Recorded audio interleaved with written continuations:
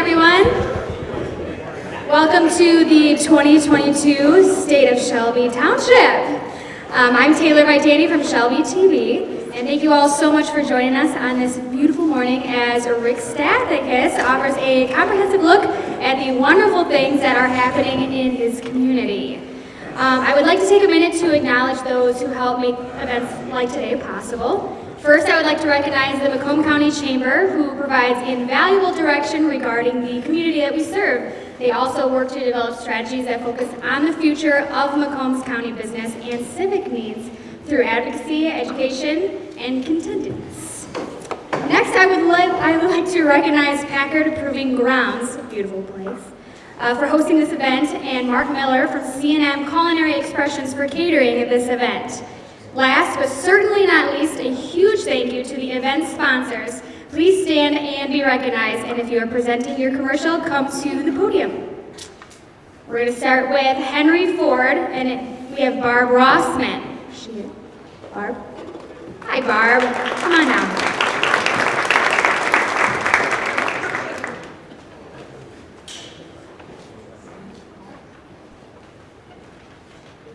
Thank you very much. Good morning. Happy New Year. Happy almost Valentine's Day also. And it's so nice to have this small but mighty crowd, as Tina would say, here this morning to Rick, here to hear Rick's comments this morning. We're so privileged to continue to be able to support this amazing event and all the work that's occurring in Shelby Township. I think just a couple of comments I would really like to offer today. Number one is the pandemic appears to be receding to some degree. Yay, yay. I encourage everyone to continue to stay safe, hand hygiene, all those kinds of things that are so important for all of us, so please do that. The second message I would share with you is we continue to be committed to Shelby Township and to Macomb County in every way, and the construction project that we have going with our $318 million project to get us to private rooms in Macomb County is so important. So if any of you are driving by 19 Mile Road between Hayes and Garfield, just take a look, because we've got the steel up for the 5 stories, and the connectors are starting to make their way to the original hospital from 1975, and we're so excited about it. And it's because of the commitment and the support we've had from our community. And the next thing I would say is thank you to each of you. If any of you have had family members come to Henry Ford Macomb for health care or any of our health system, thank you for trusting us. Thank you for your patience. We know that it's been difficult if you've had ER visits, the waits and those kinds of things, but we are here to serve you.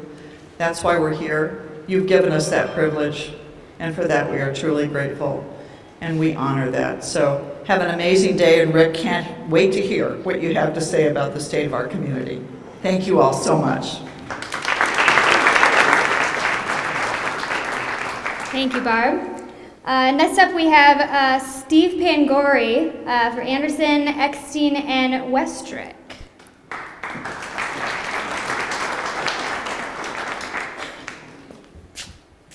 Good morning, everyone. So our marketing director, Wayne Umke, which I think probably most of you know, informed me a few days ago that we have to do a commercial. I was like, Wayne, I'm an engineer and we're architects. We don't do commercials. So here I am. Here's our commercial. So good morning, everyone. My name is Steve Pangori. I'm the president of Anderson, Eckstein, and Westrick. We're a civil engineering, architectural, and surveying firm located right here in Shelby Township since 1991. We're very proud to have been the township's consulting engineers for 30 of the 54 years that our firm has been in business. During that time period, we've seen the community grow from 39,000 residents in 1982 to now nearly 80,000 today. We commend Supervisor Stathakis, Clerk Grote, Treasurer Carabelli, Trustees Casali, DeSico, Vermillion, and Viviano on their leadership. We have been blessed to be part of the infrastructure projects that have improved the quality of life for the residents and businesses of Shelby Township, and we look forward to continuing to assist the township as it moves forward in the future. Thank you. Thanks, Steve. From AT&T, Terry Darden.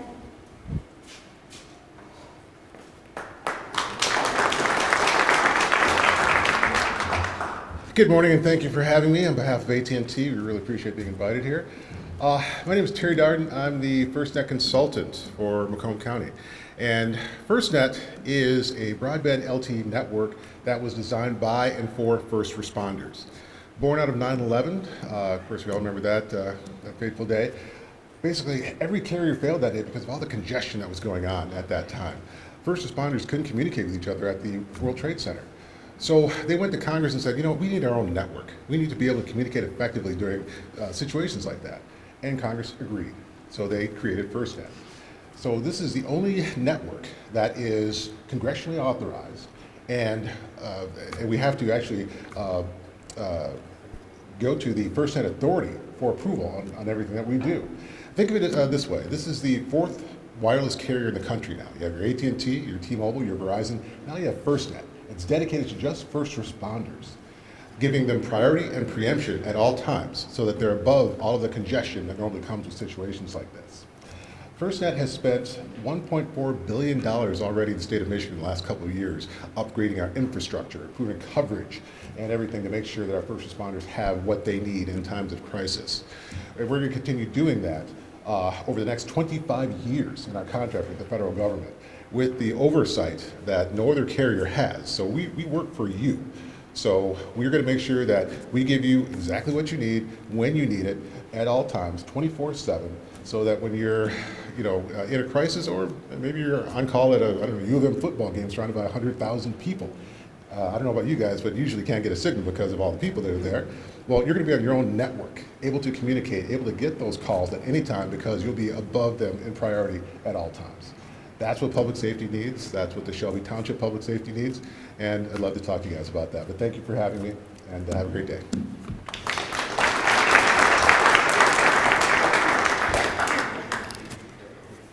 We also want to thank Beaumont Health and De Francesco's Restaurant and Bar. We also want to have GFL Environmental USA Joseph Moonen come up. Hi, Joseph.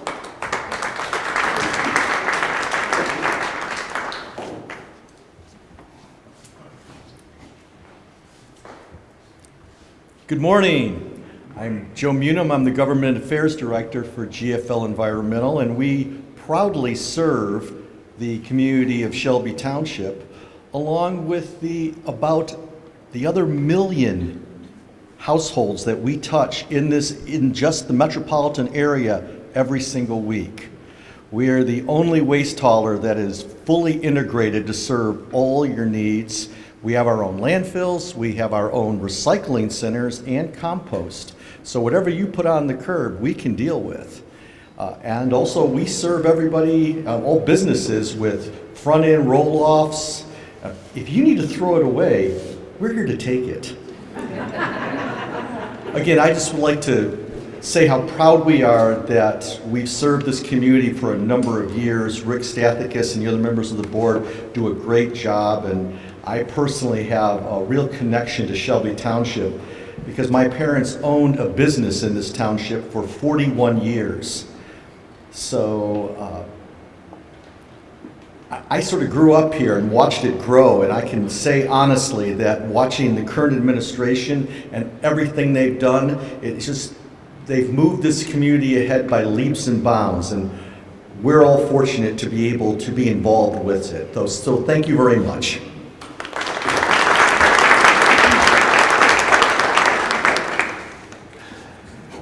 Okay, this one I might butcher, so if I do, just correct me when you come up. From Independent Bank, Duraid Jamoa. Duraid, hi, come on in. I'm sure I ruined that name, so you can correct me. Hi. I've been called worse, I promise. All right, good morning, everybody. Duraid Jamoa from Independent Bank. Located right next door to the beautiful Packard plant, of course. A couple things about us, of course. We have been a Michigan bank for over 150 years. Michigan roots, haven't went anywhere, don't plan going anywhere. We offer a wide range of financial services, both on the personal and commercial side. Most recently, of course, we have a free health savings account.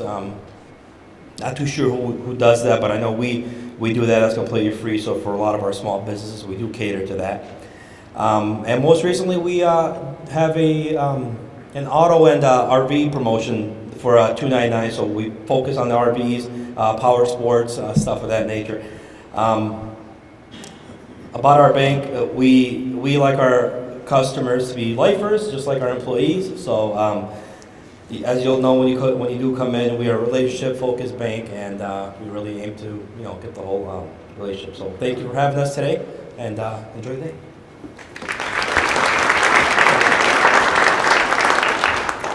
We also want to send a huge thank you to ITC and from the United Shore Professional Baseball League, powered by UWM, Dan Greisbaum.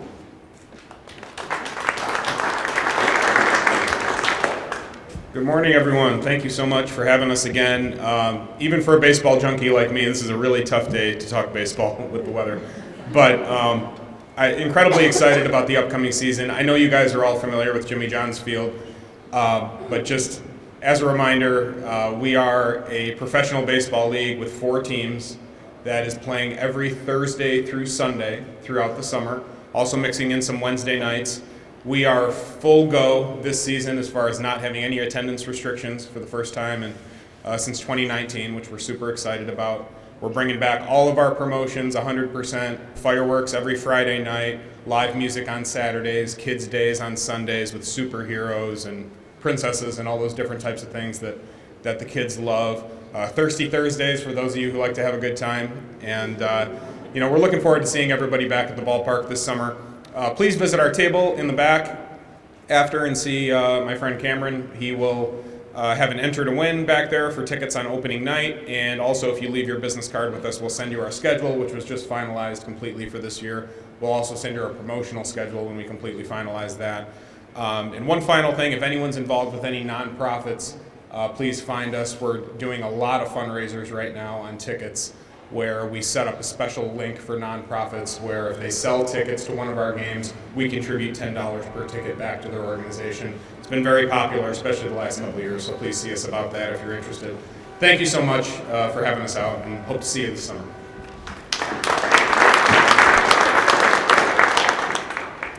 Thank you, Dan. Today we are very lucky and honored to have many elected officials here to support Supervisor Rick Stathakis. Please stand when I call your name to be recognized. We have Mark Hackel from Macomb County Executive. Anthony Forlini, Macomb County Clerk. Don Brown, Chairman of the Board of Commissioners. Sam Praviti, Washington Township Supervisor. And Shelby Township Board of Trustees. Let's give a round of applause. It is now my pleasure to introduce Supervisor Rick Stathakis of Shelby Township, who will provide the State of the Township address. Rick?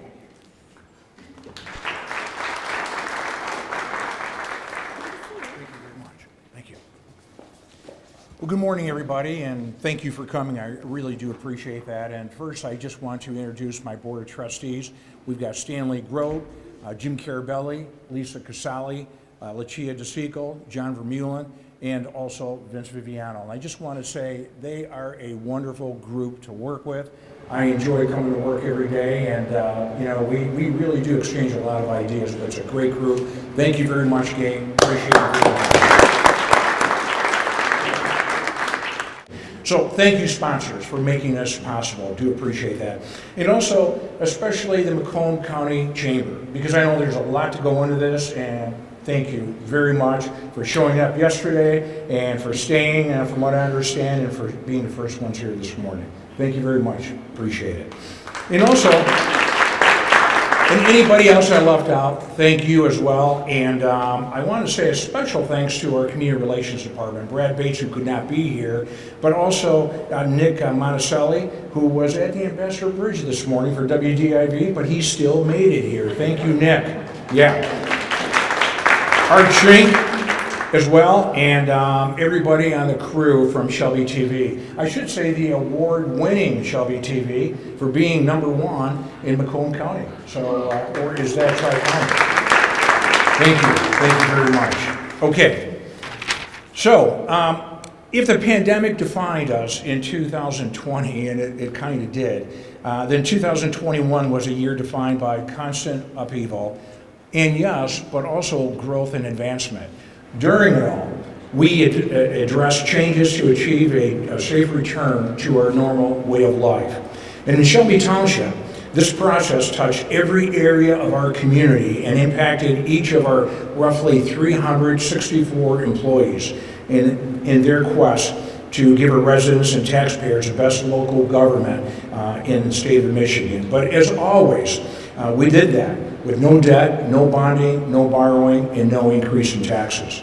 And we do this with a strong foundation of operating strategy and principles that guide everything we do. These are the values that we live by, and also that we represent more than 80,000 of our neighbors that they call our terrific township. So you might be asking, what exactly is this operating strategy? Well, you know, I put a copy in front of you if you kind of want to follow along, but it's this piece of paper. And we actually created this in 2008, and it has actually survived all this time. We have not changed one word of it. The only thing we change are the dates on top. So on this piece of paper, though, are the vital pieces in the fabric that represents Shelby Township.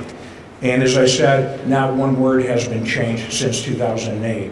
Values that are the foundation of an empowered organization, willing and able to focus on its residents, a township that you and I can be proud of.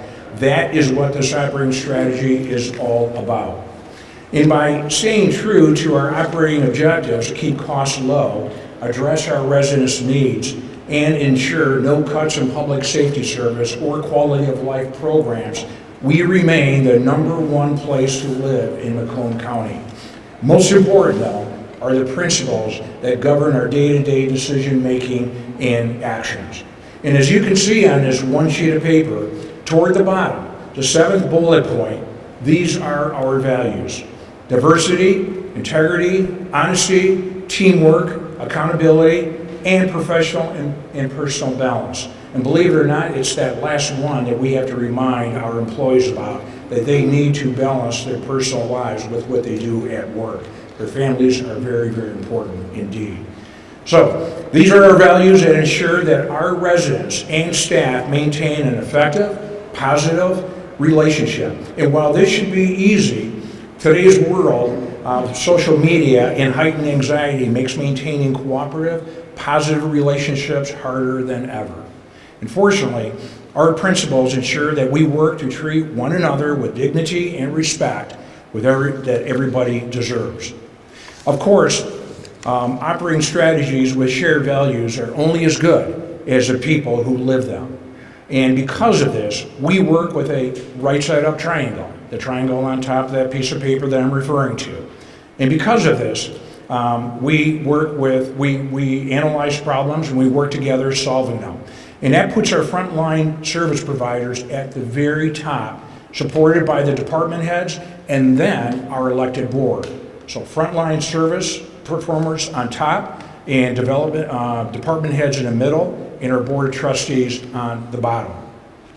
Now, before society recognized them as frontline heroes during a pandemic, we've known for many, many years that our patrol officers, our firefighters and medics, and frontline service providers at Township Hall always and continue to be our heroes and MVPs.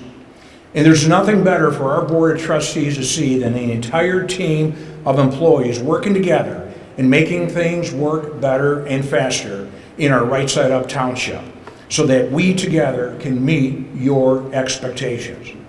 And now, like many service organizations, filling staff vacancies with qualified candidates that embodied our values and principles was a challenge and priority through 2021. And thanks to the leadership of Township HR Director Lisa Suda, her staff, our 11 department heads, and our Board of Trustees working together, we filled 98 vacancies in 2021. And that ensured that we continue to address our community's critical needs. Now, when you think about 364 employees, and we actually replaced 93, it may seem like a turnover problem, but that's not what it is. About 60 of those 93 employees are part-timers. They come and go every year, college students and what have you. So there were about 30 or 35 retirements, and that's what accounts for the 100 or so vacancies. So when we talk about critical needs provided by a service organization, the gold standard is public safety, because without public safety, there's no Shelby Township. And Shelby Township is blessed with some of the best professional police officers and firefighters, I'll say worldwide. Their jobs are never easy, and our public safety professionals were the glue holding our township together during a pandemic, and all the emotional challenges that are associated with it. Police Chief Shalai and Frank Pierce, Fire Chief Frank Pierce, they make sure that our men and women that swear their lives to keep us safe have everything they need to do their job, and for that, they deserve a round of applause.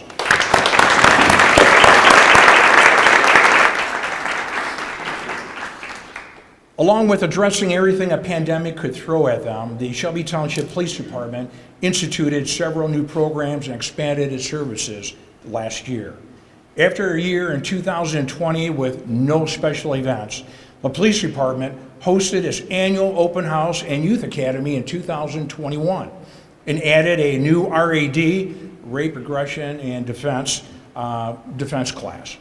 And the department did this with several staff members missing because of COVID-19 while working through 10 retirements. So COVID and retirements happening at the same time. But thanks to Chief Shalai and his entire department, his ingenuity, all shifts were fully staffed. The department also saw another successful year for its cadet program, with a constant flow of cadets graduating from the police academy. And I want to make mention of something that happened in Shelby Township. You haven't read about it yet in the newspapers, but well, I'm going to let Chief Shalai, if you don't mind, can you please come up and talk to us? What happened? Sure. What happened at Costco? Sure. Thank you for all the kind words about our police department. On January 31st, on Monday at 8:25 p.m. at our Costco on Hall Road between Hayes and Shaner, two individuals arrived in a vehicle, approached the Costco. One of them stayed by the entrance. The other one went up to the jewelry store, the jewelry area where the cases are. He removed a mini sledgehammer from his jacket and started smashing a jewelry case in front of about 30 witnesses. The Costco was open. It was 8:25 p.m. at night. He grabbed $11,000 worth of diamonds and fled the store on foot. Our officers arrived immediately. We were able to arrest the lookout man, confiscate his vehicle, which was a 2015 Dodge Challenger. By the way, that vehicle is evidence and it's being held. His mom and his wife have called for it 10 times and they're not getting it back until the case is adjudicated totally. Anyways, I told our investigators, our deputy chief, that we have to treat this like a homicide case. We are not going to allow this in Shelby Township. Other communities might not think it's a big deal. To us, this is a gigantic deal. Our investigators worked around the clock to identify the second suspect using advanced investigative techniques, and I mean extremely advanced. I was a detective for a long time and I couldn't even do this stuff. They were able to identify a second suspect. They're working right now on securing an arrest warrant, and we will have him in custody by next week, and at that point we're going to do a big press release to let everyone know. So we will not tolerate that here. We have a great group of professional officers, and we're on guard. That's all I want you guys to know. So thank you very much.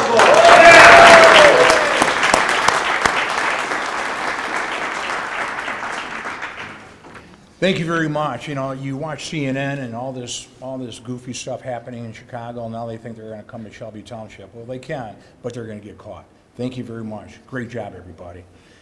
Okay, so let's switch to the fire department. In 2021, the Shelby Township Fire Department responded to 9,990 calls for service, compared to 7,800 in 2020. Of those calls, there were 129 structure fires and 7,100 emergency medical calls. And regarding the pandemic, The fire department took its first call related to COVID-19 on March 13, 2020. Through February 9, 2022, the Shelby Township firefighter paramedics have responded to 1,024 COVID-related calls. The Shelby Township Fire Department was also part of a COVID-19 strike team with the Sterling Heights Fire Department and Macomb County to administer the COVID-19 vaccines. And thank you very much for organizing all that. The county did a great job. To provide these services, we are proud to have the best trained and equipped firefighter medics. And in 2021, the township hired 9 new firefighter medics. And in addition to that, the township received a $3.2 million staffing for adequate fire and emergency response grant from the federal government to help with the cost of these hires. This grant covers the wages and benefits for 12 firefighters, and it actually goes on for 3 years. This grant is the 5th largest grant awarded to the fire department in Michigan, and it will bring our staff up to 84 members and allow us to have 25 firefighters on the department's 3 shifts. And I want to congratulate Chief Pierce, who could not be here this morning, and his firefighters who led this process to bring this grant to Shelby Township.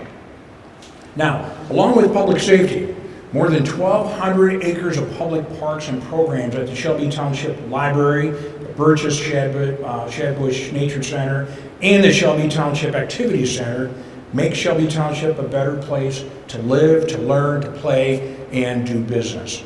Charged with overseeing all these parks, facilities and grounds, parks and recreation maintenance director, Mr. Joe Youngblood, added new parks and facilities since reducing his staff from 28 full-time positions to 23. Now, Joe definitely lives our model that business as usual is not an option. I mean, think about that. In 2010, when he took over, he had 28 employees. Today, he's got 23 and more programs. And it kind of goes, and I don't know who said this, but it's a great line, that if you always do what you've always done, you're always going to get what you always got. And what we had was okay, but not quite as good as what we have now.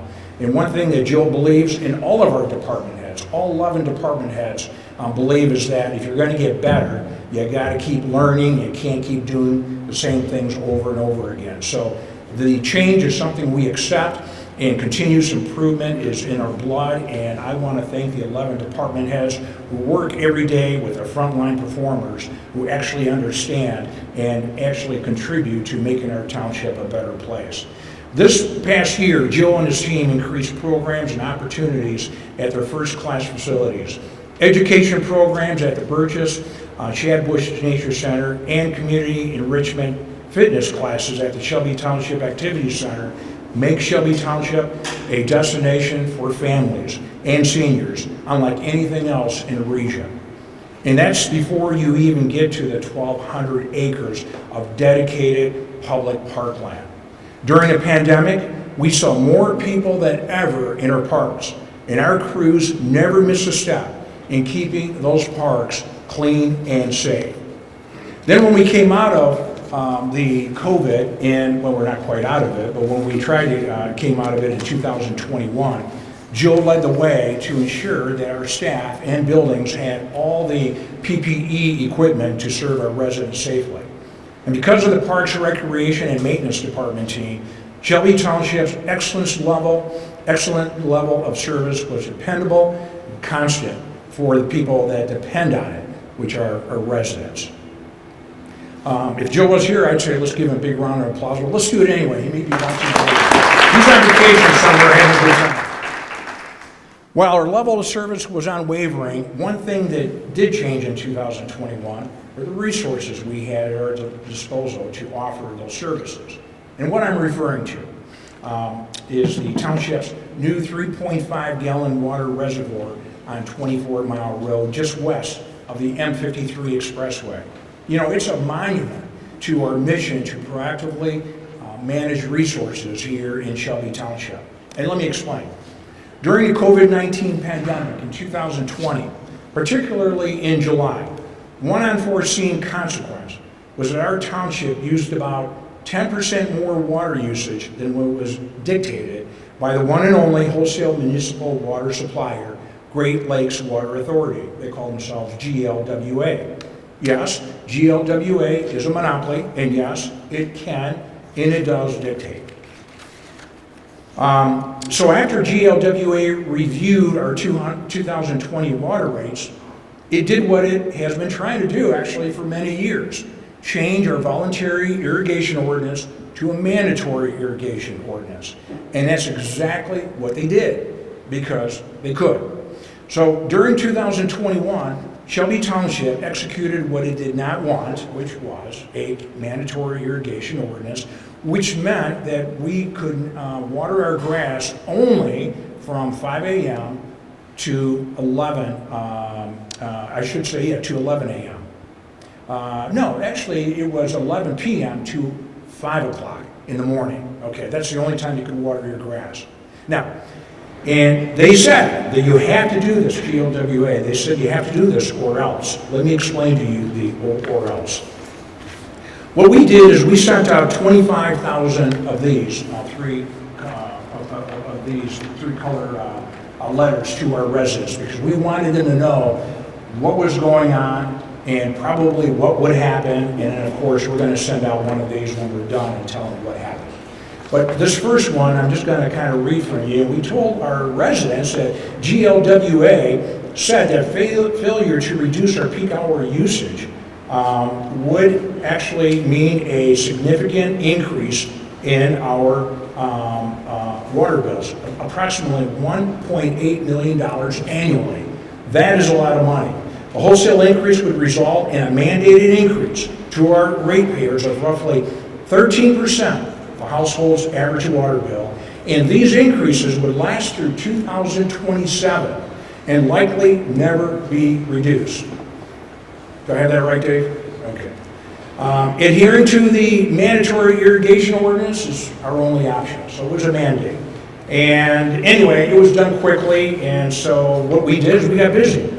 So during 2021, led by DPW Director David Miller, Shelby Township's implemented an unprecedented solution to prevent another mandatory irrigation ordinance from ever happening again. We built a $14 million, 3.5 million gallon water storage tank on 24 Mile near the M53 Expressway. I'm sure you've seen it. The reservoir will mitigate future water surges because we're filling it when water rates are cheap, between 11 p.m. and 5 a.m., so that when our residents will have no need any longer to have a need to buy water at peak demand. The existing water infrastructure improvement funds financed this $14 million investment, and yes, that means we did pay cash, no borrowing, no bonding, and no increase in taxes. And the anticipated savings in this to GLWA will pay back our $14 million that we invested within 6 years, probably in 5.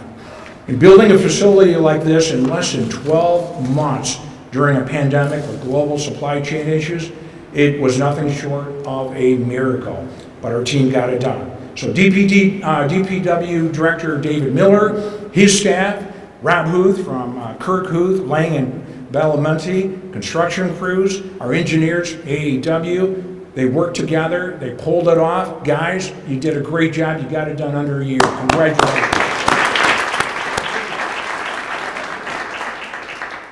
And I'm proud to share that it is going to be fully functional and ready to address any water needs for this year's irrigation season without a mandatory irrigation ordinance. So now we have a video. It shows a little bit about this construction of the reservoir. So go ahead and roll it.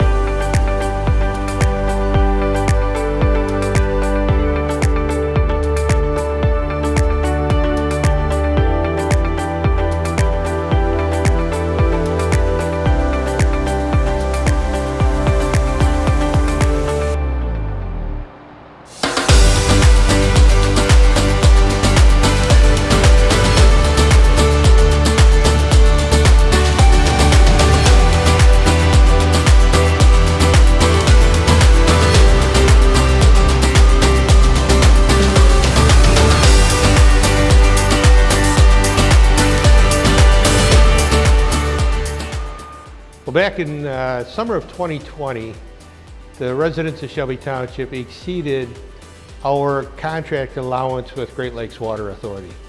So we knew the rates are going to go up. We had to do something. Our best bet was to mitigate those peak demands, and our best bet at doing that was to put in some sort of water reservoir and pumping facility. When we first started talking about putting up a water storage facility, people told us it was going to be at least 2 to 3 years before we could get it completed. We said, well, that's really not acceptable. We have to have it in operation starting in springtime of 2022 to show Great Lakes Water Authority that it will do what we told them. It will mitigate those peak demands.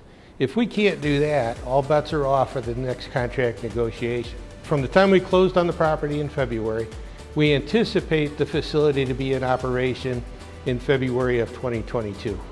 So it's only taken a year to put it in service. We are looking at a revenue requirement increase to Great Lakes Water Authority of about 13%, $1.8 million. We should be able to reduce that revenue requirement to Great Lakes Water Authority by about $3.4 million per year. That'll show us about a $5 million swing between what they would be looking to do and what we anticipate is going to happen. If everything goes well, and we can see that $3.4 million savings per year, we're looking at paying off the water facility in about 4.5 years. It's a great payback. Well, as of right now, we've got the tank constructed. The pump house has been constructed and delivered. All of the infrastructure on the site has been completed, hooked into the municipal infrastructure. So what we're waiting for now is we're waiting for a Detroit Edison connection. Once we get that, we're going to start filling the tank. We're ready to fill the tank, do the testing phases, and put it in operation. The final startup and training should be in late February of this year. Through the collaborative efforts of the tank and the pump station design and construction teams, the township engineers, DPW staff, and our general contractor, everybody's worked together seamlessly to make this thing happen. They all realize how important it is to the township, and they just want to make it happen on time and under budget.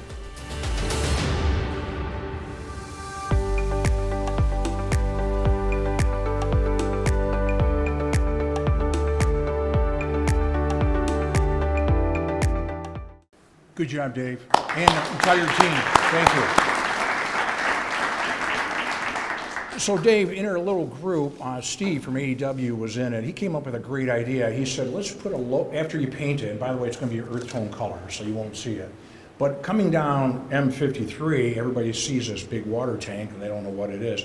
His idea was to put a logo on it, just a logo, Shelby Township logo. I like that idea. So it was unanimous in our group of 4.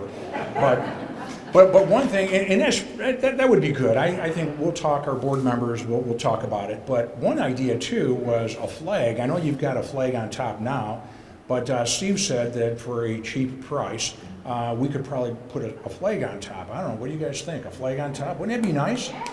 See? Okay, well, got to talk to the board, but we'll talk to the board members. But I think we could do that. He said we can get a maintenance agreement cheap. We never have to touch it. So no extra maintenance, no extra labor from you. And if you have any questions, talk to Steve. Okay, I like that idea. Okay, so, Rob, is it legal? I think there's some miscommunication. Steve told me it was going to be an AEW logo. Oh, my hearing is not real good. So he could have said that. But anyway, it looks like the group wants a Shelby Township logo, so that's what it'll be. Yeah. Just to let you know, Well, we got to go to the board first. just to let you know, right now we've got 2 million gallons of water in that tank. So it is done. It's already started to be filled. Wow. Good job. Okay, good job. Okay, so if that wasn't enough, we're putting the finishing touches on another new facility for our residents, the township's first ever standalone library. Slated to open this summer, the new library increases the current facility's footprint from 12,400 square feet to 26,400 feet. And features like a large children's area, community event spaces, a teen room, a technology room, individual study rooms, a children's story time and programming space, a reading lounge, and additional space for library materials make this library something that I think our residents deserve. And thanks to Library Director Katie Esser, who's done a great job, this facility will be one of the cultural focuses of our township. And by the way, when I say she's done a great job, I don't know if any of you have dealt with Comcast. Do we have anybody here from Comcast? Okay. It doesn't matter. I'm going to tell my story anyway. We don't have, the representative from Comcast for Shelby Township does excellent work. But outside of her, anybody who comes and actually does the fixing of this and that, they show up when they want. And I remember one time they showed up and it was muddy. Katie's got her boots on. She knows exactly what they need to do, and they show up, and it's kind of too muddy for them. And she says, "Hey, I got my boots on. You go get your boots on. We're getting this done right now." And she got it done. And she really did a great job handling the contractors. There were a lot of no-shows. She's on the phone. Got it done. And even through this pandemic, she made it happen. And all the details from picking the furniture, all the earth tone, I think green colors, right? You're laughing. You didn't change it on us, did you? But anyway, she did a great job on that, and we really appreciate that. So it will be unlike any other library in the state of Michigan, with a floor-to-ceiling fireplace. Its reading lounge was furnished by and funded by Joseph and Karen Gale. Carol McLaughlin donated an 18-by-7 pottery mural for the lobby. A 30-foot tall interactive tree sculpture towering over the children's room is courtesy of Joan Whalen Fund. And a one-of-a-kind magic book was donated to the children's room by Friends of the Library. And the Utica Shelby Township Rotary and Macomb Charity Connect donated an interactive, ever-bright wall in the teen area. So that's going to be pretty special. And don't take my word for it, though. We've got a video, if you want to roll that. That would be the time. Thank you.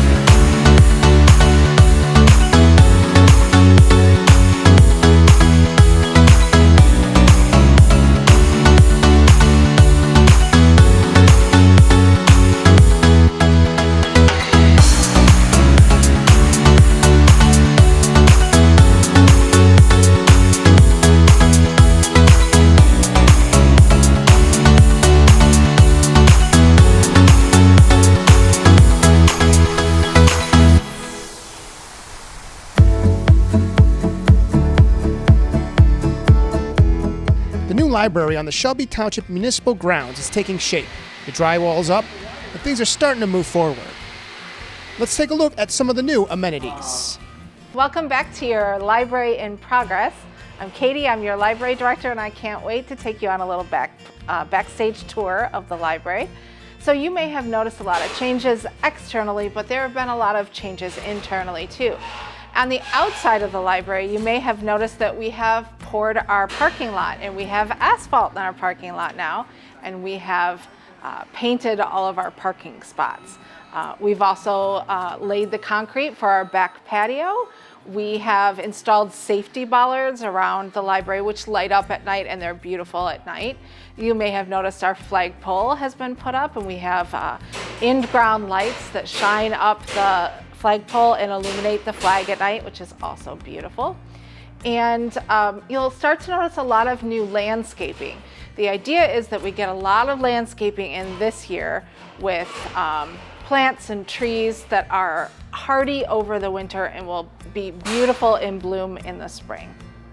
So we're standing just inside the front door, and the first thing you might notice to my left here is some wood backing, and that wood backing is to stabilize that wall because that is the location of our new art glass donor wall.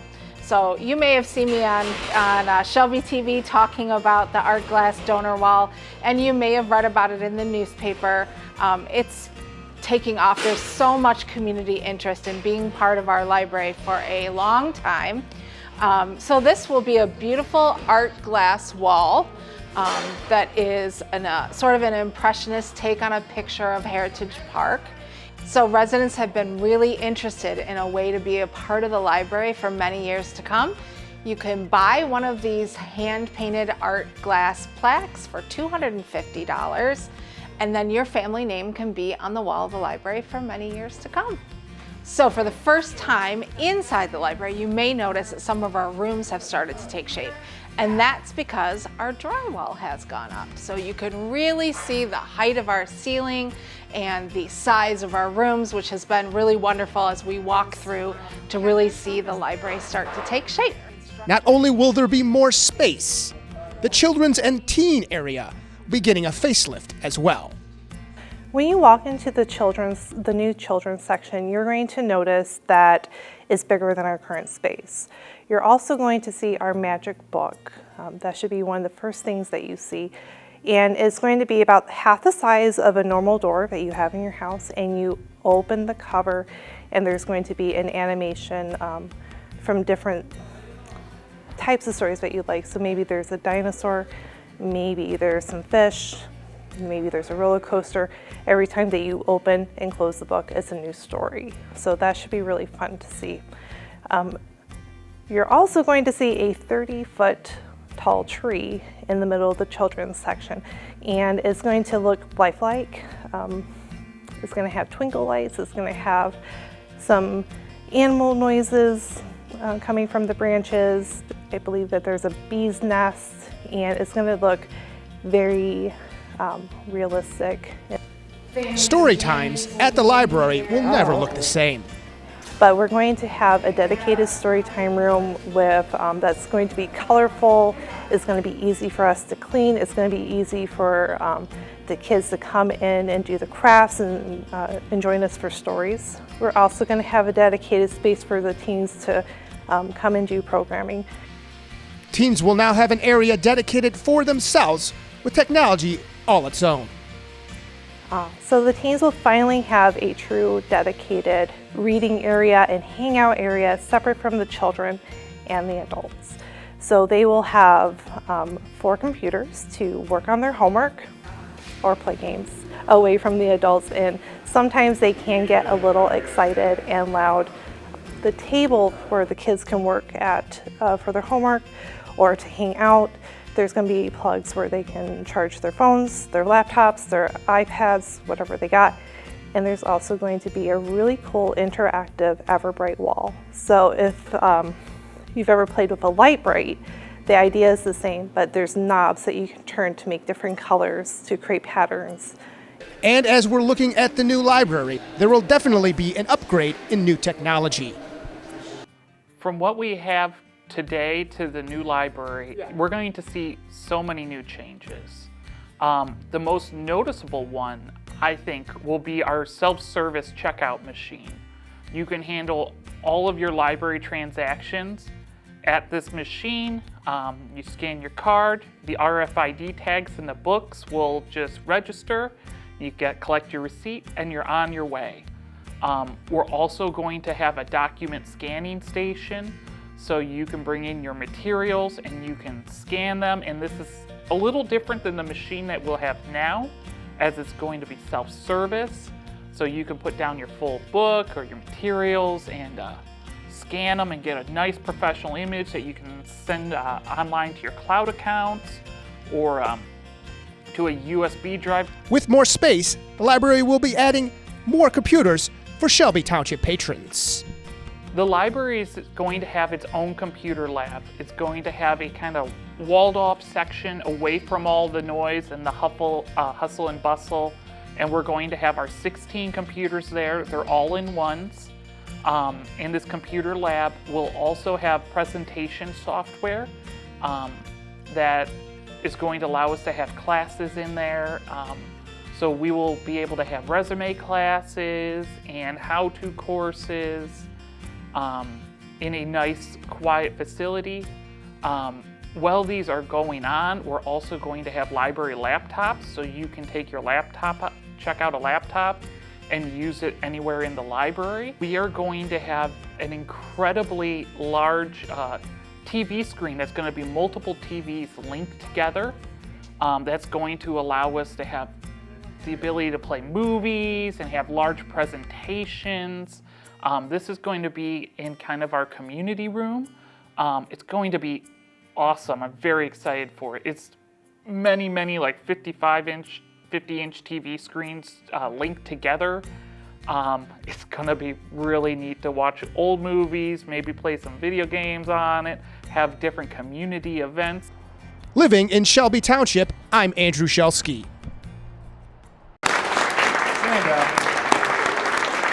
The only thing they could not do was, I was asking for a waterproof floor, all the walls about 5 feet up, waterproof, so we could cut down our maintenance costs, and all they would have to do is come in with a hose and hose it all down. Try to do that in our court, did not work. But in a court, if you notice, there's no cushion, nothing, everything's hard surface, so they can't hose it down, but it saves on maintenance costs. We do have a lot of hard surface here too. We looked at every way of cutting costs we could in terms of maintenance, because as you know, maintenance is a big part of everything that we do as we keep up with our infrastructure. So, as I watch this video, and I think about all the great things happening in our township, I can't help but to be reminded how blessed I am working with such a wonderful board of trustees. It's a blessing for me to watch our organization deliver such astonishing results as our board supports them every day to meet or exceed the needs of our bosses, which would be 80,000 of you and hundreds of business owners like you. With facilities like these staffed by great people working as a team, there's little question about the state of Shelby Township. And so, on behalf of the Shelby Township, 360 employees, its 11 department heads, its board of trustees, all of our partners, including Macomb County and elected officials, and Kirk, Ruth, Lang, and Bellamenti, it is my distinct honor to share with you that the state of Shelby Township is financially sound, and our quality of life and public safety is the best in Macomb County, and I promise it'll continue to improve. Thank you very much for listening.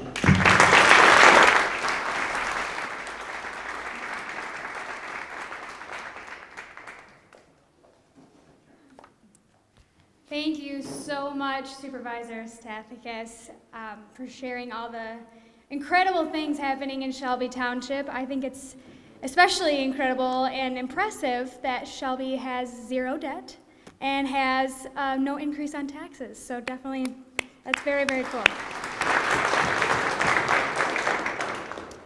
Now I would like to introduce Macomb County Executive Mark Hackel up to the podium to say a few words.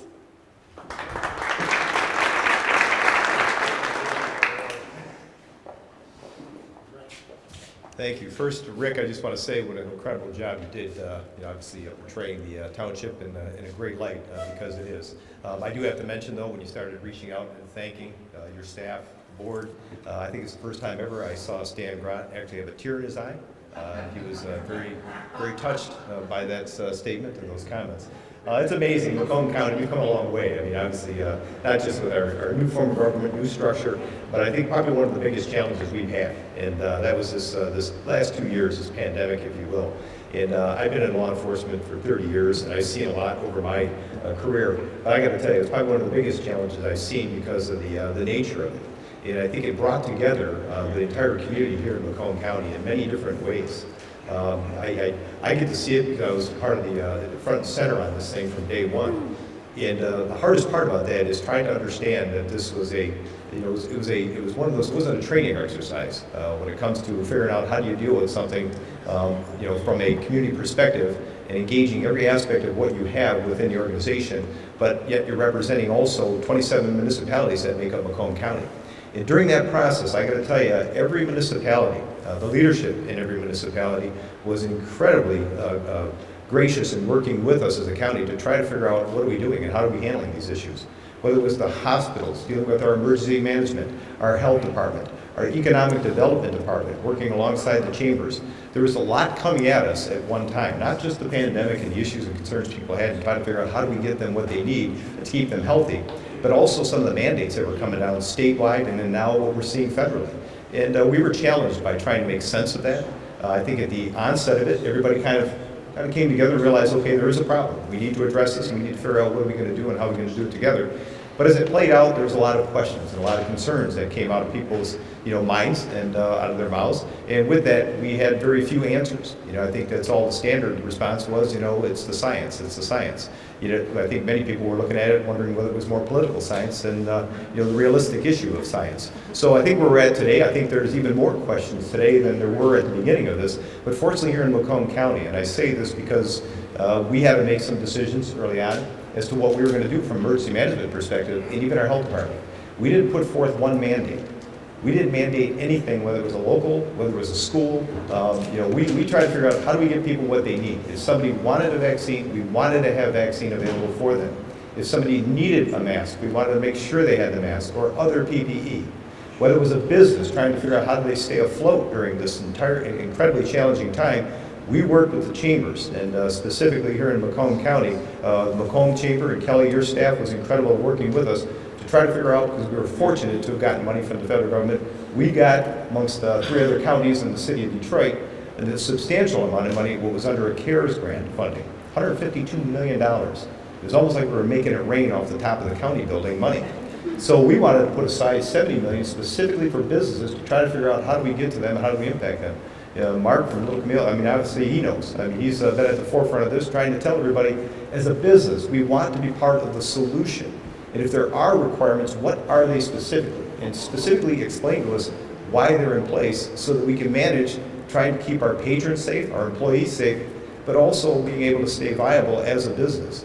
And we were very fortunate to be able to do that, working hand in hand with our business here in Macomb County without issuing one citation. And the biggest challenge that I saw it, and Chief Lyde, you saw it as well, they're trying to pit law enforcement against the public in many different ways throughout this pandemic. Even our health department, talking about going out there and enforcing these mask ordinances and everything, yet none of that was legislated. It was mandated by someone.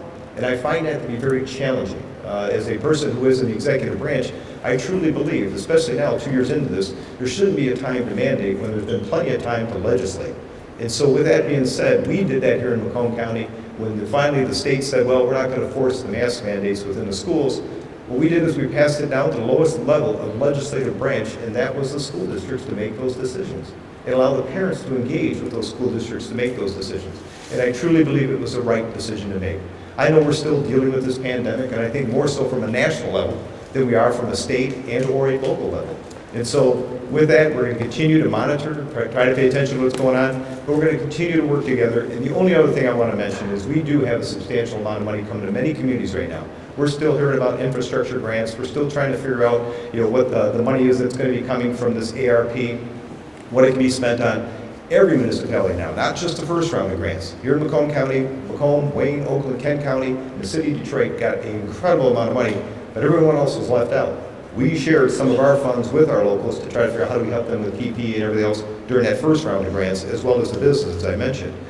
But this time around, every municipality is getting a substantial amount of funding from the federal government. I don't know when that bill is going to come due on all this money that's coming out of the federal government. They're making it rain dollars, but that bill will come due. But yet there is a substantial amount of money, and the question is, what are we spending it on? What are we going to do with it? Is it going to be something that's going to be truly transformational? Or are we just doing it to satisfy somebody's need for today? In Macomb County, we're fortunate, working alongside the Board of Commissioners. Don Brown and I have talked numerous times about this, had many conversations. We're going to do things that we haven't been able to do here in Macomb County that are the county's responsibility. One of the major projects I have is dealing with our central intake and assessment, the jail. The jail itself is a concern, has been for decades, but nobody wants to support a millage to figure out how do we pay for a new jail. It wouldn't pass. People wouldn't support that. It's not something that's, a nice, bright, shiny object. It's just prisoners going to jail, and people aren't satisfied knowing they're going to get a new housing unit. So with that, we understand the real issues and the real needs inside that jail are substance abuse and mental health. I mean, the hospital system, they're talking about Barb, they're inundated with people that have mental health and substance abuse issues. So are law enforcement. Every day, whether it's Shelby Township Police Department or any police department in the entire country, we're dealing with, coming in contact with people that truly have needs, and we got to figure out what are we doing with them. So what we're doing is we're setting aside funding. Probably about 100 million of that 172 million is going to go towards a new central intake and assessment, taking off old sections of the jail, making sure we're committed to having the right type of space inside that facility for people that need to be housed because they're a danger to society, because they happen to have mental health substance abuse, but also have the treatment options and availability to people that truly understand how to deal with it, because that's not what corrections officers are trained to do. That's not what law enforcement is trained to do. Sure, we get certain training to figure out how we deal with people and assess that, but the minute they come into contact with law enforcement, they are dropped off in a facility, and obviously that's going to be the responsibility of the sheriff to manage. So we're going to be doing something that is truly transformational. What I believe, when they talk about reforms in law enforcement, it's not so much more training for cops or the type of hiring that we're doing, because we're doing that. They're doing the right things to bring in the right people, to make sure we're managing the people that are working in our organizations. The true issue is making sure we're dealing with, in the right way, people that truly have issues out there that we're coming in contact with. And I'm one of those that does, I'm a true believer that confinement should never be a substitute for treatment. And so with that, we've got a lot of partners, community support. Barb and I have talked about this immensely. We're going to be engaging in law enforcement to make sure the type of facility we're creating is one that's going to support their needs as well. But here in Macomb County, we're going to be doing something that no one else is doing with that type of funding to the level that we're going to be doing that. And in fact, when we went to Lansing, myself and Candace Miller made a trek out there twice, talked to folks from the House to the Senate, had numerous conversations, and right now it's already passed through the Senate. We've got $25 million committed to add to this project here in Macomb County. That is a testament to the state's commitment and willingness to support this pilot project we have here in Macomb County. And I believe others are going to be looking at this around the country saying, how did you do it? And is there a way we can do it? But if they miss the opportunity with this incredible amount of funding that they're getting from ARP, they may never be able to do what we're going to embark upon here in Macomb County. So I don't want to take up much more of your time. Rick, once again, you did an incredible job of talking about the features and why people should make Shelby Township their home. They should be proud of the leadership of your organization, the public safety aspect of what they have to offer. People live here for a reason, because they feel comfortable, they feel safe, they have great quality access to health care, and obviously recreation. And I think it's a testament to your leadership here in the entire board. And I got to tell you, this guy has never been shy over this since I've been county executive, and he's been supervisor, but over these past few years, everything and anything, whether it's a road issue, whether it's something about some kind of a concerns dealing with the problems we're seeing specifically with COVID, this guy is probably one of the people I talk to more than any other public official at a local level on a regular basis.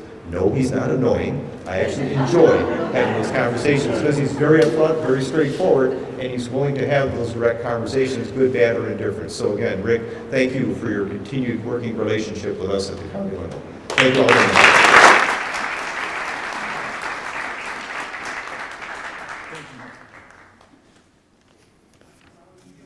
Thank you, Mark, for telling everybody I'm not annoying. I do appreciate that.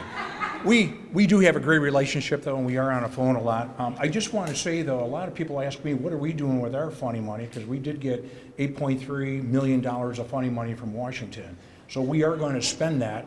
But I want everybody to know that probably right off the top is going to be $2.7 million to actually compress our depreciation schedule for our fire department and buy new ambulances. So yes, we have the best, but this is going to be incredibly wonderful, excellent ambulances and a new fire truck.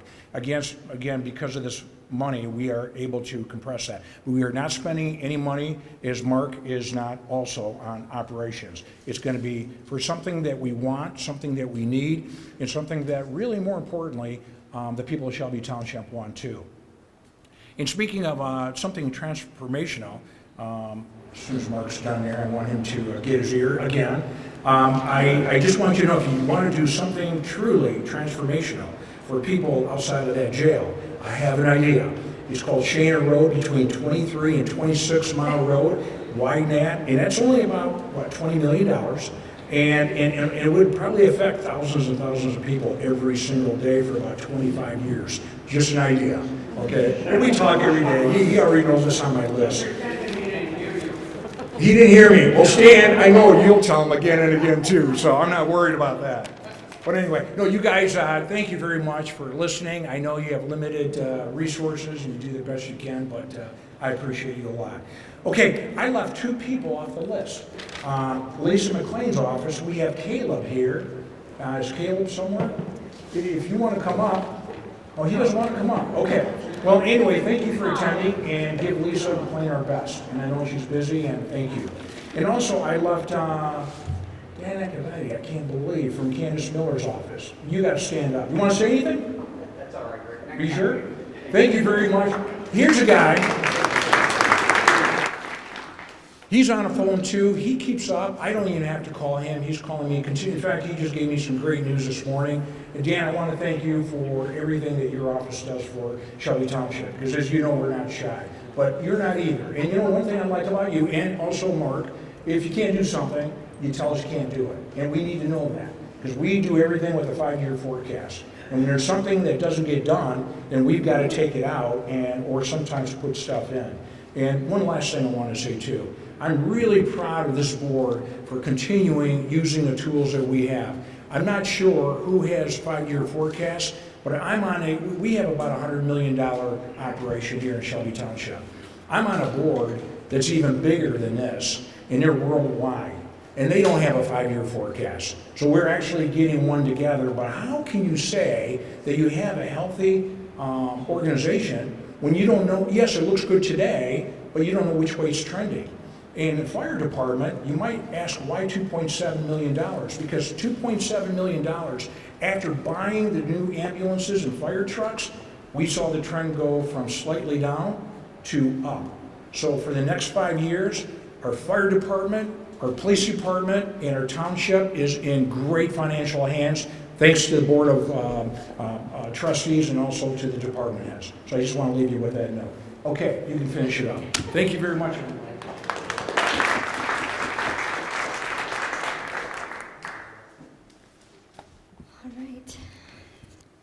Well, thank you to Executive Hackel and to Rick Stathakis.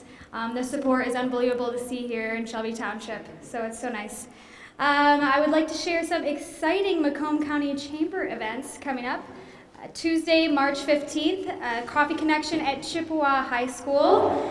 Wednesday, March 16th, State of Clinton Township at Clinton Macomb County Library. And Friday, March 25th, Economic Forecast at the Palazzo Grand. So remember to check out the Macomb County Chamber's website to register for those upcoming events. We want to thank you all so much for attending. It is so appreciated, and we hope you all have a great weekend. Thank you so much.